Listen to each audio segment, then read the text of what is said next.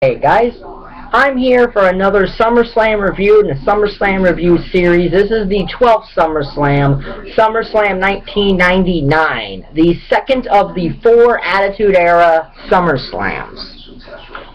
Not as good as 98, and not as good as 2000. It's probably the weak, but it's not as bad as 2001. Well, in terms of certain things, but I'll get to why I don't like SummerSlam 2001 when I actually get to that review. So SummerSlam 1999 took place on August the 22nd, 1999, from the Target Center in Minneapolis, Minnesota. I believe this is the only Big 4 pay-per-view that's ever been in Minneapolis. I believe. Opening contest is a match for both the WWE Intercontinental Championship and the WWE European Championship. It's D'Lo Brown versus Jeff Jarrett.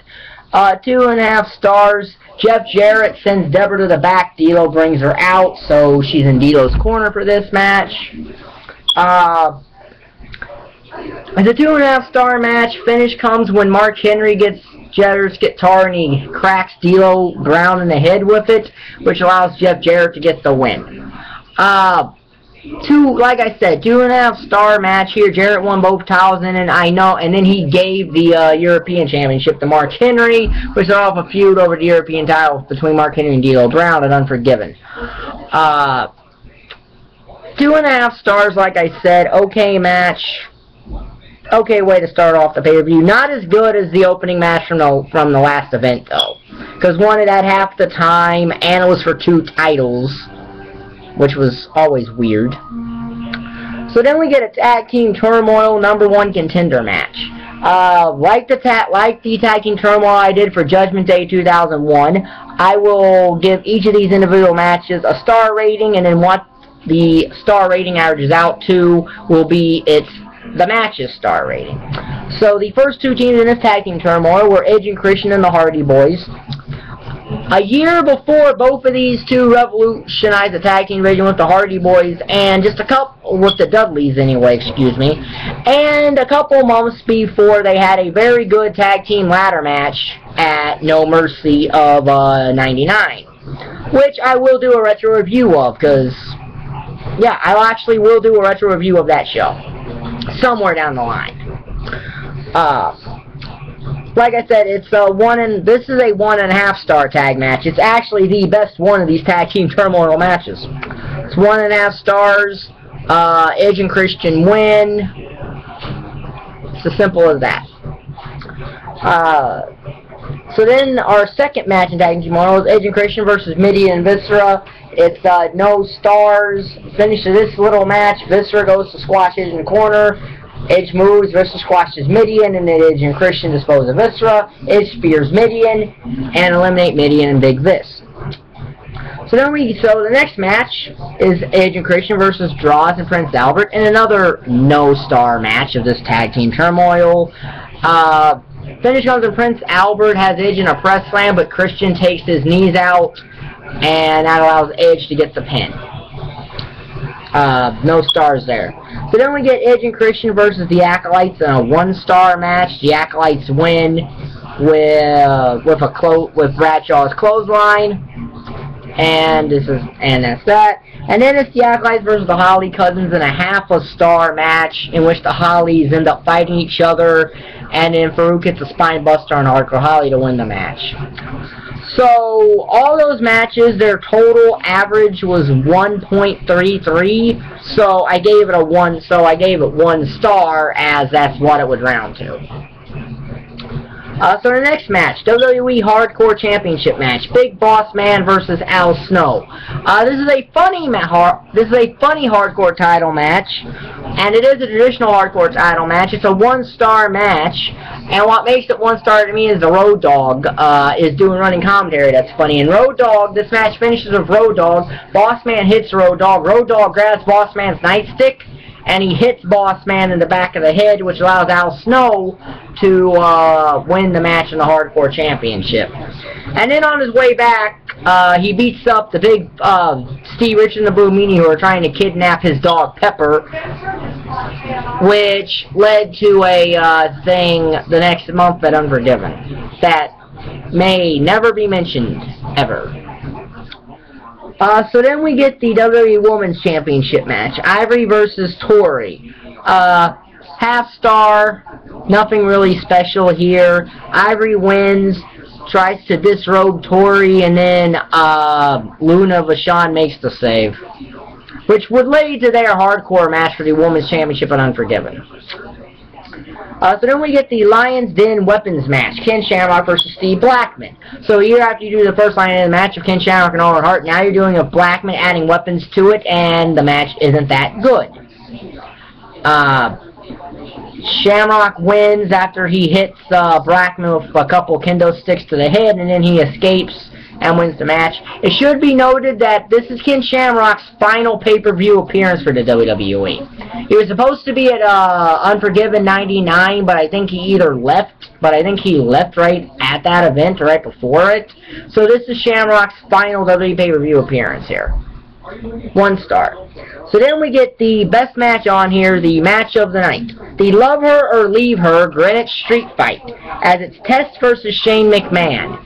Backstory to this is Test has a relationship with Stephanie McMahon, and Shane disapproves of it, so we're having a street fight, and if Shane wins, then Test breaks off the relationship with Stephanie, but if Test wins, Shane busts out a relationship with Stephanie and Test.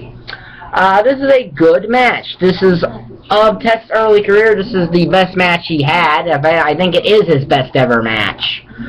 So, in fact, I think this is Test's best ever match. The Mean Street Posse comes out all selling their individual injuries. They interfere to help Shane out, and then Patterson and Briscoe show up and they help take out the posse. Test eventually does a pump handle and an elbow to get the win. 3.5 stars. Match of the night by far. Shane knew how to work the crowd and a lot of different things. Shane McMahon is underrated as an in-ring performer. Not because he's not the greatest wrestler in the world, because he's not, but because he had a way of working a crowd over. So 3.5 stars, good match, match of the night. So then we get the WWE Tag Team Championship match. X-Pac and Kane versus The Undertaker and The Big Show, The Unholy Alliance. 2-star tag match. It's what you were going to get out of these 4. Big Show hits a choke slam. X-Pac kicks out, and that makes Undertaker mad. So Taker comes in, makes the tag, and then he tombstones X-Pac, and Undertaker and Big Show win. I think Undertaker and Big Show had to forfeit the tag titles, because I know right after this, Undertaker took a 7 or 8 month hiatus, and he was not seen again until Judgment Day of 2000. So I don't really know what happened to the tag titles after that. So other than I think they had to be forfeited. 2 stars. So then we get The Rock versus Billy Gunn. And the closest thing to the main event Billy Gunn ever got, and was probably ever going to get. This isn't even that good of a match. It's a 1-star match, and Rock wins of the People's Elbow, thus ending Billy Gunn's run at a possible main event push. And then the next month later, he's reformed the New Age Outlaws and rejoined DX. So really, when they realized that he couldn't be a viable singles wrestler too much, they basically put him back where he belonged. Until he got injured and by a match with the Dudley Boyz in the Way Out 2000 and became a singles wrestler again and Intercontinental Champion for no real reason. Billy Gunn was always a tag team wrestler, always will be a tag team wrestler. He had a couple single pushes that ultimately failed and went nowhere. So, then we get the triple threat match for the WWE Championship. Special referee Jesse the Body Ventura, who was actually governor of the state of Minnesota at this time, and the media just totally bashed him for showing up at a wrestling event while being a sitting governor of a state. It's Stone Cold Steve Austin versus Triple H versus Mankind.